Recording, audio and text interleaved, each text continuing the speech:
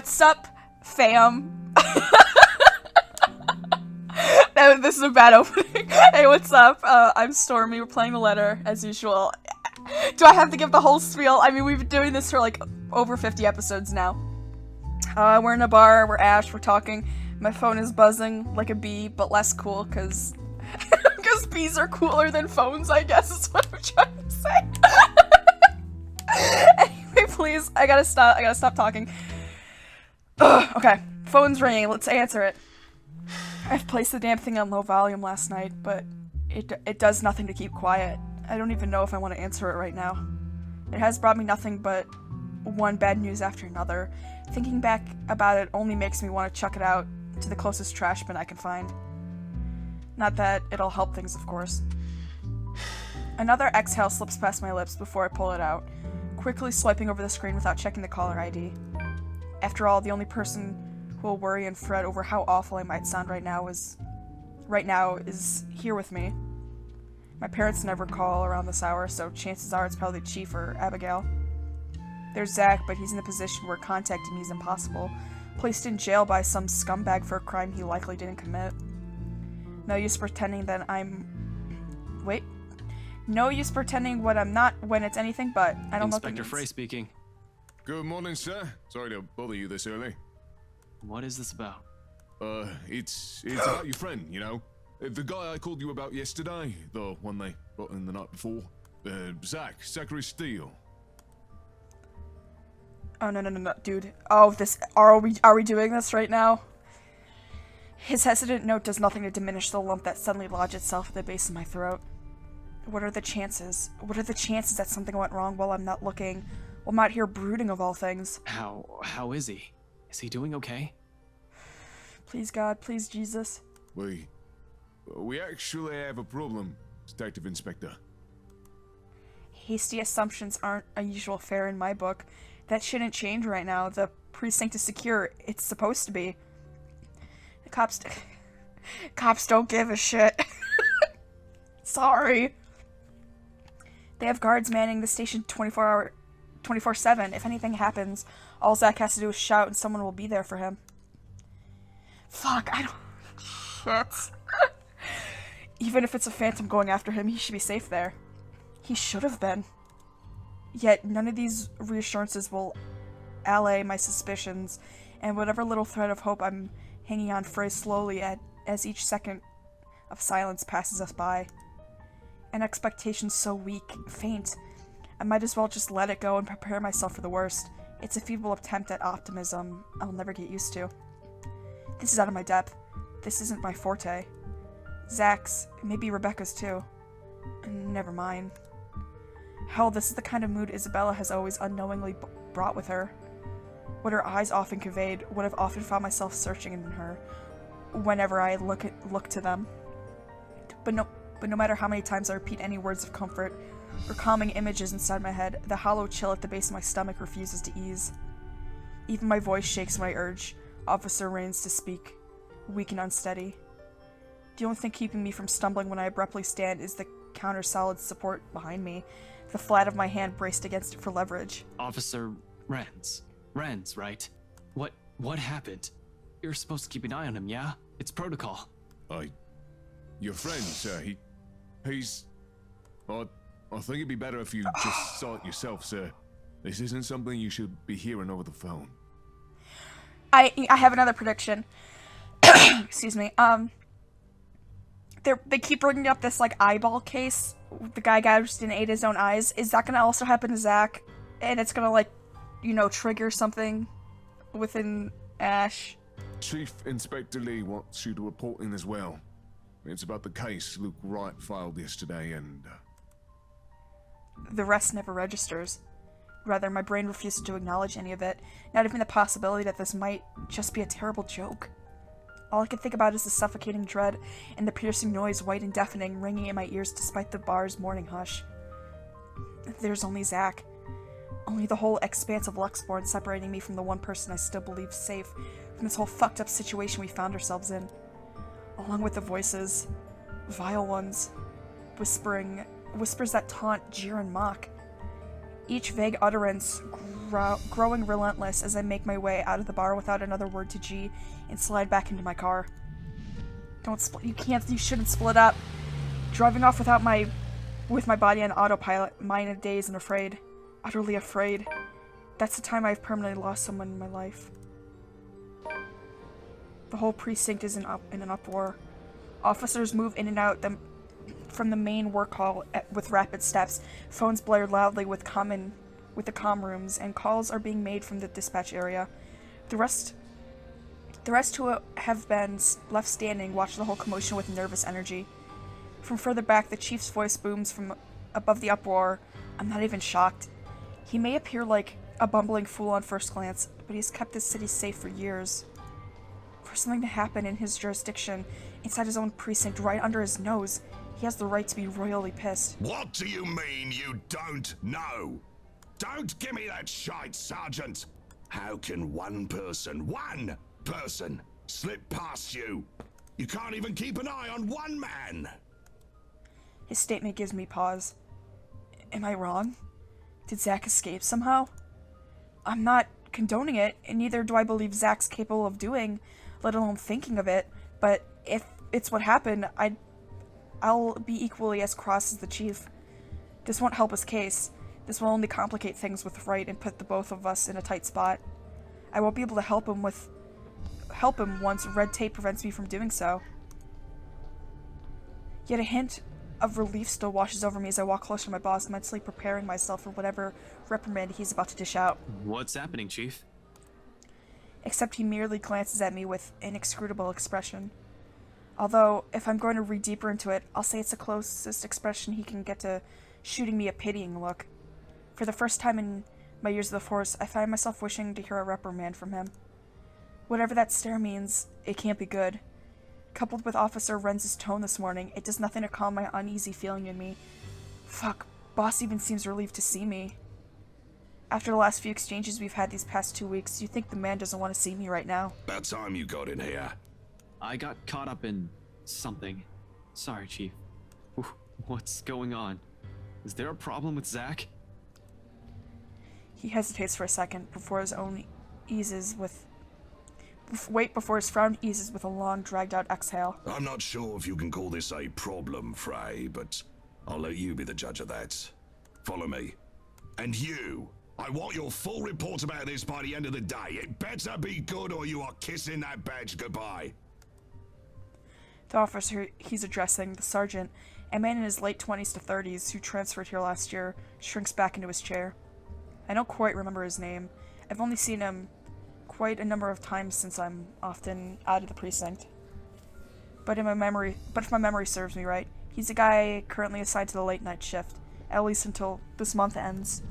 Depending on how bad it is, he'll either be giving a verbal warning, a suspension, or dismissal. It's not a position I envy for being in right now. Although there's really not much time left to feel sorry for him either. As soon as Chief's done roasting the other officers behind the guy, he gestures for me to follow, straight towards the precinct's holding cells.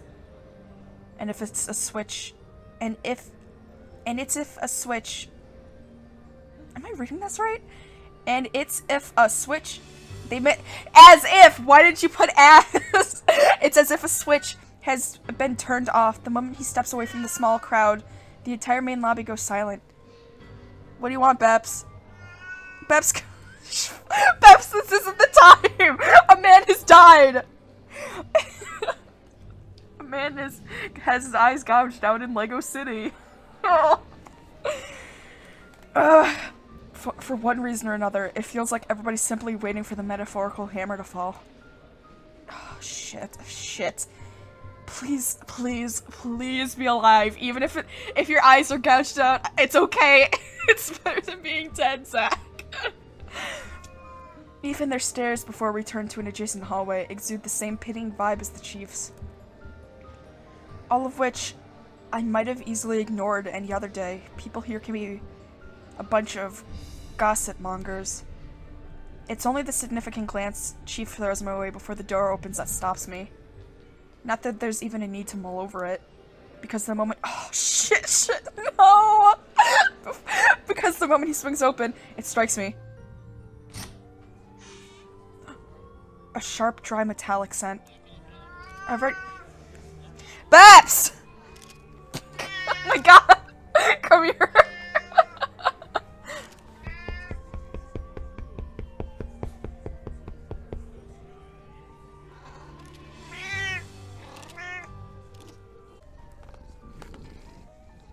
You good now? Okay, sorry for that weird pause. Babs just... she can't get comfortable. I've already grown familiar over the years. It's another one of those things you'll have to get used to once you start handling homicide cases. Now, just a whiff of it tells me enough to gauge the severity of the situation. This isn't the festering smell you get when someone in the room has a flesh wound. It lingers far too much in the air, hangs far too heavily, even where I stand. No. This is what you get when someone has spilled blood all over the room. This is what you get when there's a large pool of it. This is what you get when no one bothers with the cleanup for a few hours because forensic work isn't done yet. This is what you get when there's most certainly a dead body somewhere. I don't want to think of the who yet. There are simply too many possibilities, too many variables unaccounted for here to form a single conclusion.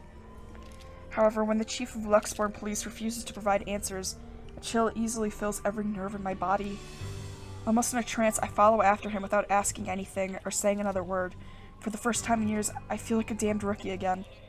Fresh out of training, newly instated, and still on my first homicide case, except I didn't balk at the idea of seeing a dead body then. Now, as light flashes fleetingly from the far end of the hall, while CSI documents the scene and the forensics team gather evidence, the only thing my instinct tells me is to run. As far from here as possible, as if I don't have 10 years of detective work under my belt. It echoes inside my head like a mantra. It's because you didn't listen.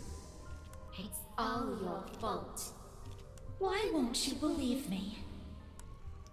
Over and over, rising and ebbing, a tidal wave of thoughts and murmurs surging and crashing against my ear, more deafening than the drum of my heartbeat and shallow gasps. Churning and heaving until the cell finally comes into view and I'm afforded a clear view of what's inside. No! I knew it! Fuck! Oh my god! I gotta put a trigger warning. Oh my god, Zach!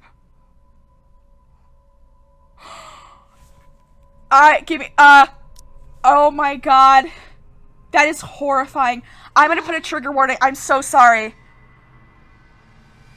Oh my god. Oh my god. Oh my god. Oh my god. Did I do this to Zach? Is this like... Do you guys mind if I check if this is part of the fucking, like...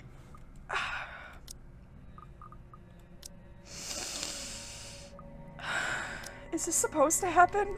Is this... No, it's just one of the endings, isn't it? Fuck. Oh, this is... I'm so sorry, Zach. Holy shit.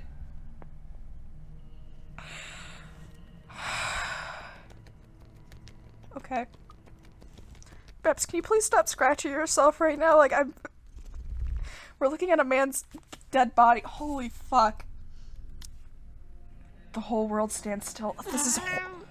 Babs! This is literally fucking horrifying to look at. But also I'm very impressed. Like, this is really well drawn, and I am impressed. The whole world stands still. In one single moment, every noise, every smell, every person in the room all ceases to matter. The second my eyes land on his prone form, there's only red. Red. Red. Red.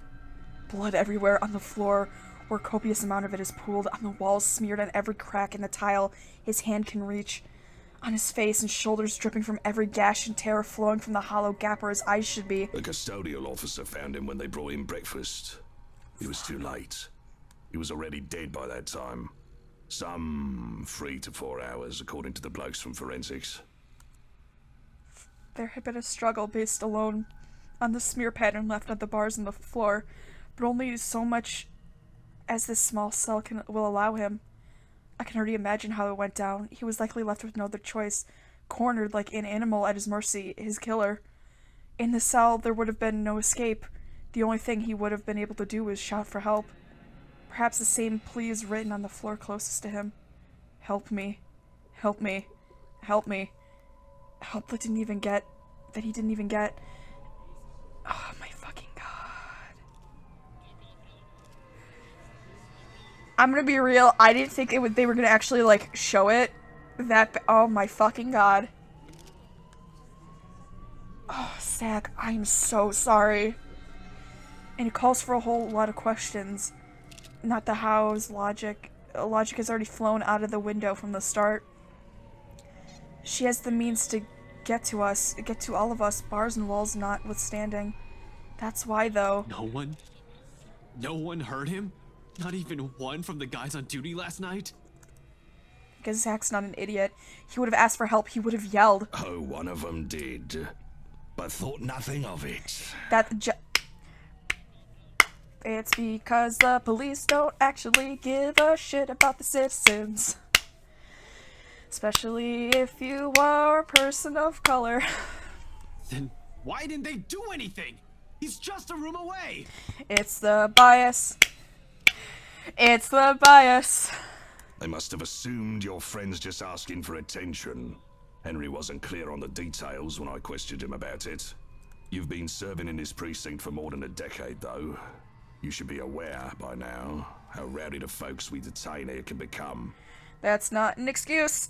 It's not. Shut the fuck up. That's not the only problem we have here. Someone got in and out of this place without anyone noticing.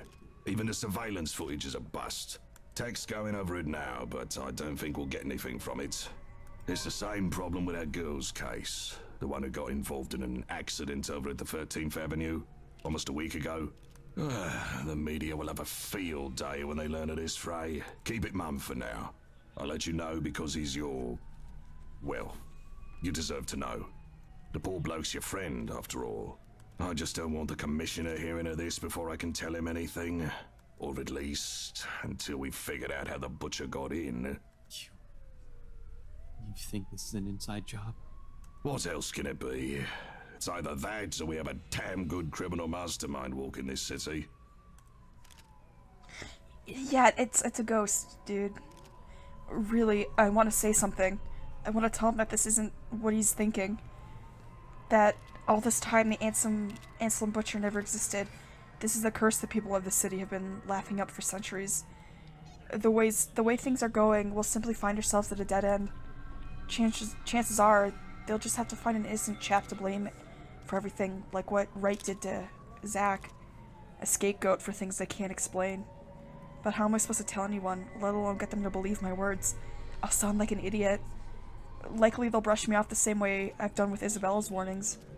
In the end, clenching my fist on my side and gritting my teeth is all I'm able to do. Zach's lifeless face stares back at me, an accusation in them, sharp and searing. An expression that etches itself deep within my mind once the first officer waves us both out of the room. Another ghastly image I'll never be able to forget. Just like Isabella's mangled body that night, barely breathing and still desperately clinging on to her life. Another memory will probably haunt me until my last dying breath. Another regret. Chief dismisses me barely an hour later, sending me off with nothing but a light pat and another sorry expression. I'm not entirely sure if that's supposed to be reassuring. There's plenty more to do, a lot of people to call and tell, and it all falls on me. No matter how awful the news I bring will be, it'll be better if this comes from a person his family and friends know. Still, my body refuses any notion of movement. The thought of telling Rebecca about this will upset her. I don't even want to imagine what his grandparents will say. They're good, kind, warm-hearted people who have given me another family even without me asking for it. They welcomed me, invited me every time, easily reminded me of what having a whole home feels like. I thought I've already forgotten it. Zach's older sister will definitely show up to my apartment, though, ring my doorbell and punch me as soon as I open the door, just like last time. She's right. I'm the kind of person who brings nothing but trouble. She's known all along that Zach should have stopped hanging out with me, warned him several times. Zach has often laughed her concerns off. I used to think it was because he enjoyed this friendship as much as I do, despite a huge part of it going unspoken between us throughout the years. Now he's dead. I thought I had more time. I thought he'd be safe. I acted too late. And in the deafening silence of my car, the only thing I'm able to do is close my eyes, rest my forehead against the cold surface of the steering wheel, and scream. Scream until my throat bleeds raw. Scream until my lungs burn. Scream until all that remains are the guilt and the tears.